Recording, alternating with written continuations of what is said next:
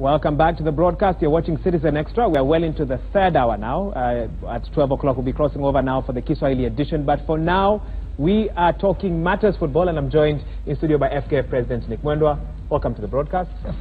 Good to have you here. First things first, big talking point next year from the mid-January up until 12th January up until February, we are supposed to be hosting CHAN 2018. Yeah. But things haven't quite gone as expected. My first question to you would be, are we seeing the curse of the 1996 Africa Cup of Nations revisiting us? I wouldn't say a curse. I'd say that... many would feel so because the team, South Africa, who then got to host, won that tournament. So blessing for them, curse for us. And yeah, at that time, Issa Hayatou told me that they'd made a request to President Moi. Early and late, President Moi wrote back to them and said there was no money to do it for AFCON 96, and they didn't have the courage for Kenya to host again until CHAN in 2014, before Rwanda hosted. So the circumstances are different from now. They are different, but and what's the issue? Okay, maybe for the benefit of some of our viewers who may not have been following what's happening, what is the key issue? What are the fears? Because CAF are coming to inspect our our facilities from on the 7th of September, and what are they going to find? Are they going to find Stadia ready? So this is what it is. Kenya was given CHAN in 2014. Okay. Between 2014 and now, generally, you're required to be ready. Yes. But in Africa, nobody is ever ready in that time. All right? Except South Africa, Morocco. And towards the north. Maybe South Africa, Morocco, actually. Only those two are ready normally. So the other countries have to prepare to be ready. So we've been working to prepare to be ready. But in Kenya, there's been a lot of things going on. There's been politics. Okay. There's been Olympics. There's been all these things. So we were not as fast as possible on government side to move quickly to get this done. So they've been here. This is the third inspection they're doing. Issa Hayatou visited in September last year. He met with the deputy president and got the assurances that are required to assure them. They came back again in February of this year, and they visited the venues. It wasn't good. We had not moved so much. And so they gave us some conditions. They came back again sometime in May, and they said now we agreed that they will come back in September. And in September, what do they need, Wahiga? They want to go to each venue. Which venues? Kasarani is ready. What percentage? Kasarani is ready. We can play in Kasarani now. Okay, right now. We can play in Kasarani now, barring a few changes, a screen here and there. We can play in Kasarani now because Kasarani has been ready for many years. Nyayo Stadium? Nyayo is Which is where you actually had a press conference yesterday. So Nyayo is not ready. But then we have Kinoru. Then we have Machakos and Kipkeino. 5, although we need 4. Okay. We did 5, so one of them is a backup. But of those 5, only 1 is ready. Yes, that's true. Only Kasarani. Now, and for good reason. In Kenya, we have not invested in the infrastructure for years. Look at when Kasarani was then in 87. The latest stadium to be built, proper one, almost proper one, was Machakos. By Governor Mutua in 2013, 2014. But Nick, we didn't do this. This event was not a surprise to us. It was not. But you see, FKF doesn't build infrastructure. Government does as a partnership. We've done very well to push it and be here. I want to tell you that it's not just about stadium alone. Hotels are ready. All the other roads are ready. All the other things are ready. Our biggest problem is venue. So what have we done is the big question. Okay. They will be here on 7th, and government has given contracts. All right, for builders' work. We need to build changing rooms. We need to build VIPs. We need to build everything required in all those stadiums. That work has been given out. It's a pain, as you know, government procurement process. It's a pain, but it's been finished. Okay. In the last 2 weeks, that has been done. Yesterday, we commissioned and handed over the Nyayo Stadium to the contractor. So from Monday after the derby, after this weekend's derby, now they will do the work. Is it true, right? Nick, indulge me on this, yes, that Kenya wanted AFCON instead, initially? That was the bigger goal. And when we were given CHAN, which is like a smaller brother, the enthusiasm of hosting it waned. No, I'll tell you. Because there's been a laxity with how, the setup of this particular event has I can tell you that the enthusiasm to have football here is there, in all ranks. And I've met everybody. We just have had a process to go through that is slow because of events in the country. Right now you're on ballot 2017 and therefore you couldn't even put me here. In the last 3 weeks I couldn't come here and talk about it. If you had called me, we would have brought... I'm just saying generally. So the mood of the nation has been in that kind of place. And when it's that way, then football now takes is a back seat. now is when everybody is saying, oh, we have to do this. This is not new. There's countries out there that have been ready and are always ready. Remember, Morocco lost in 2012 because of Ebola. They refused to host it. Now they're looking to host the World Cup 2026. And therefore they want to host everything In the and build-up to anything. that. They want to host everything and anything. So And potentially, if we CAF don't told get me- it, they might get it. So CAF told me, and Go they ahead. went to hide Wahiga. Okay. We went to CAF and they said, we want to host CHAN in Kenya. They want to come to Kenya. Why? Kenya and Nairobi is a hub of the region. It's very clear. After Egypt, South Africa, and maybe Morocco, we are fourth. Because in the ranking, in terms of economic development of the game, we are fourth. All right? So they want to come to Kenya because Kenya has not done this before. But we have not built our stadium. All right? So we've agreed with government. The budget has been set aside.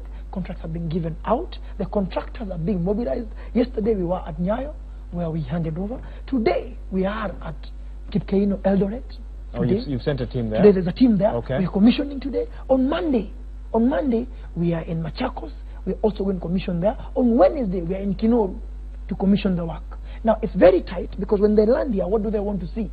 They want to go to Nyayo and find if you're building a changing room, there is stuff, there are things moving, the work is 24 hours. Well, will they not be concerned that you started some of this work yesterday? We were seeing some of those images. They will be concerned, but what they agreed with them is that they want to see heavy and serious work going on when they come back. That would be sufficient for them, not finished. Yes, not finished. They don't expect we'll have finished. Let me tell you something, Wahiga. Rwanda, when CHAN was going on, I'm informed some of the work was still going on, even when the tournament was on. I want to tell you that I was in Gabon. In Gabon, some of the two stadiums were finished 3 days, 4 days before. You know about Even it. in Brazil, the Even Olympics. so the point I'm making is, nobody is saying Kenya has to have finished and cleaned up. No. They are saying they want to see the seriousness, not in word, but in contractors on the ground. Is government serious? I about think government CHAN? is I know very maybe serious. you're not the person I should ask this, but are they serious? I believe they're very serious. I'm interacting with them every day. I believe they're very serious. They wouldn't be serious. They have given out work now worth 3.2 billion. So they wouldn't do that if they're not serious. Why was CS Wario not at your press conference yesterday? He got on well in the Okay. morning. He had to go to the hospital. Okay. But- Because many would have but hoped the his presence there would show but the this. officers were there. Yes. And I am in the briefing. I am the chair of the local organizing committee, and therefore I'm informed in everything that you need to know about this. Of course, it's good, and that's why the officers were there. But I think overall is to ask ourselves, where are we? Do we risk? Is there a risk? There is a risk, but it's diminished now because the contractors will be on site and are on site. Am I saying that it's stormproof? I'm saying no. Maybe CAF will come and say, guys, are you going to be ready or not ready? What we must do, however, is do our part and make sure when CAF land here, the people are on the ground, the work is 24/7 going on. If we do that, Yes. I am assured, because I'm a member of CAF and a voting member, Wahiga, you should know that. They have assured me if that is in place, they will get it done. If because I need to ask questions that Kenyans at home are asking. Yes. If the tournament is taken away from us, whose fault is that? Who bears ultimate responsibility? I say it's all of us as a nation. Why? As a nation? Why? Yes, let me tell you why. Because we have not emphasized on matter sports in this country. We should not wait for an event to make us build the stadium. When I came in, John Kiari and the team were working out. And one of the things I'm asking from MPs and governors now is that we must have one stadium, 8,000 seater, in every county. Then we must have playing spaces in every constituency. And I'm indulging them so we can do it at policy level. So it's a requirement. If we did that before, Wahiga, me and you wouldn't be here discussing this. In Morocco, I want to tell you, I was there a couple of months, 2 months ago. They invested 150 billion shillings to build the infrastructure, not just stadium, the infrastructure for football. Why? Because they anticipated that they need to develop the youth. This is not just about the tournament in January. This is about our under-13s, our under-15s who are now going to be playing in 290 constituencies. Where will they play? All right? They need to find facilities in the county. Yes, in Woodley. They need to play in those spaces in the constituency. This is not just about CHAN. I need people to understand that. It's about bringing this to attention of the nation and say, never again should we wait for a tournament to build our infrastructure, because it's about employment. Yet we cannot ignore this tournament, and this is a tournament that you've been quoted as saying, again, correct me if I'm wrong, yes, that you would resign if the tournament does not come to Kenya. My first question is, did you actually say that if Chan does not come to Kenya, Nick Mwendwa, something we've never seen from public servants in Kenya, will resign and leave FKF for somebody else? I said I will leave, all right? Okay. I said I will leave, and I gave an explanation to it. You see, again, it's a political place, so somebody will pick that up and say Nick should leave immediately. If CAF decide to take the tournament away. But the point is this: whose responsibility is it to make sure it's here? The question I'll be asking myself is, what is my contribution to not having Chan here? And if our contribution as a federation has made it not be here, how should I live? If we have done our part, then I don't need to leave because it's someone else's responsibility. Although overall, it's mine and yours. And the overall point is, do we want to take responsibility for this? And I'm saying yes. Do we want to push? And I'm saying yes. Do we want to say that this tournament is not just about it? Because remember, our football every weekend is played on 6 venues. 6 generally. If we have 5 stadiums of that standard, grass, top class, lighting, there's nothing we can't security, 4 changing rooms for each, so you can double host a game, and security around it, ticketing, so that your ticket now will have your seat number and the gate you're going to enter through. Is that going to happen before January? That is the work that has been given out. Let's talk about budgets. You've been on record saying that 7 billion is what was needed to host this tournament. Right now you've mentioned, I think, 3.5? 3.2 is the builder's work. Is the builder's work. Then there's another 2.6 for what you call soft services. Has it been allocated by the government in their budget process? I am informed it has been. Perhaps maybe not all of it, but a good chunk of it is. What happens in government is this is done, you know, progressively. We have the 3.2. I'm informed. That is why a contract in government cannot be given if the money is not available. You understand what I mean? You can't be given a contract by law if there's no money. So because the contract has been given, then I know the money is there. Now what you're going to do is give some more contracts in the coming 1-2 weeks for the other things, the ticketing, the grass. We're going to do every grass, and it's important when you get to understand this. We are doing 11 pitches. 11 pitches, not the venues. Training venues, which are going to be of the same quality as the venues. So the grass there will be of the same in Italy. In KSMS, the grass will be the same as Kasarani. Okay. So we are doing to allow all these teams to be able to train. So that now Cameroon can train on the same surface if they're playing at Kasarani that they will play the game on. Okay. That is a requirement. If the game is at night, the training venue must have lights, so they can train at night because the game will be at night. So it's a very complex affair. Okay. So these requirements are there. It's 7 billion.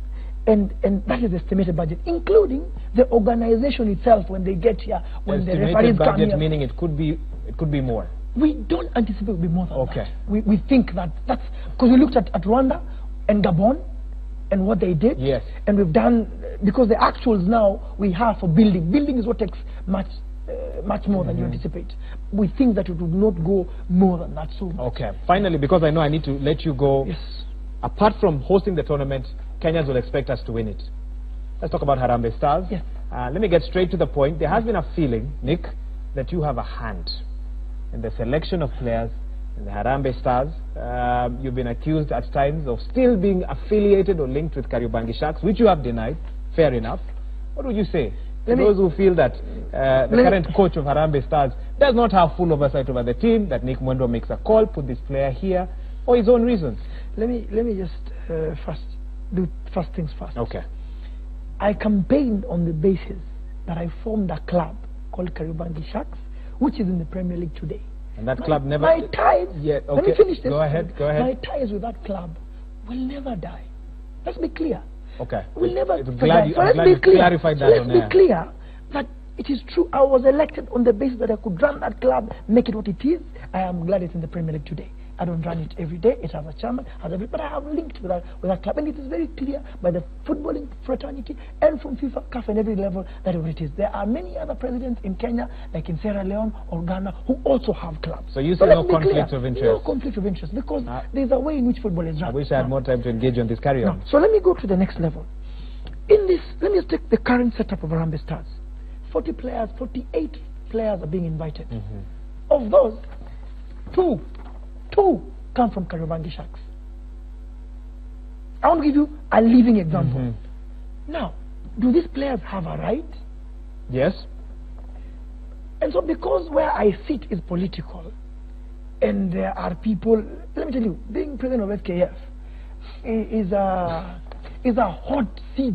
It's a hot place to be because the interests of people are very high. And we have to balance them every day.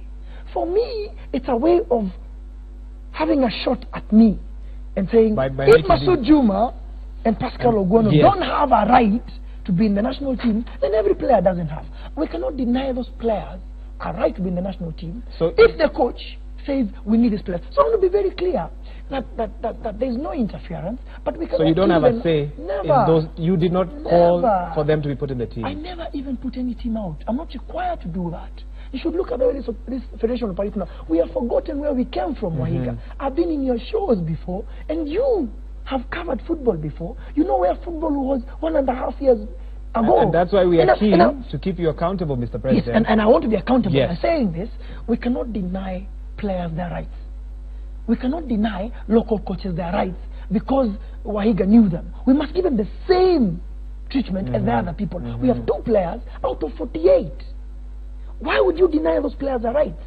Why would you say you can't play because you're in Sharks? Then that team should be closed down. Remember, because that is a club that spends 48 million shillings every. You know we have a problem with finances in the game. Now, are we going to kill a setup because there's a feeling by other people that they don't deserve the right to do that? I think it's wrong to do that. That's what I'm saying. Those players will continue to play when they have a right to do so. Let me come to the coach. We've discussed it many times. Final comments, many times. Yes.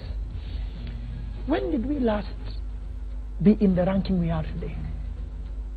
You can't remember, Wahiga. Because it's been such a long time ago. It's long. In 1.5 years, a local Kenyan who's not even 40 years has taken Kenya from 126 to position 84. Let me go to the next point. Are we better than Ghana as a nation? I want to answer it for you. We are not. Why? Because Ghana has been to the World Cup 3 times. Because Ghana has a deeper youth structure than we do for many years. We're just beginning to take it serious now. They've been there for long. I'll give you an example. I'm going to have to cut you here, Mr. President. I'll give you the benefit of doubt. It is not right. And I'm going to call you back. Yes. I'll call you back. Judge us on the long-term plan. CAF are coming. Yes. September 8th, I want you back on the show. No, September 11th. September 11th. Okay. You're there. Okay. You need for a few days. No, they'll be leaving on 12th. Then you can come back. Then now we'll talk about that. I'm going to give you more time, Mr. President. Thank you so much. Well, we'll be right back with today's trends, I believe, with Brian, of course, FKF President Nick Mwendwa. Many thanks indeed for finding time to be here with us. You're watching Citizen Extra. We'll be right back.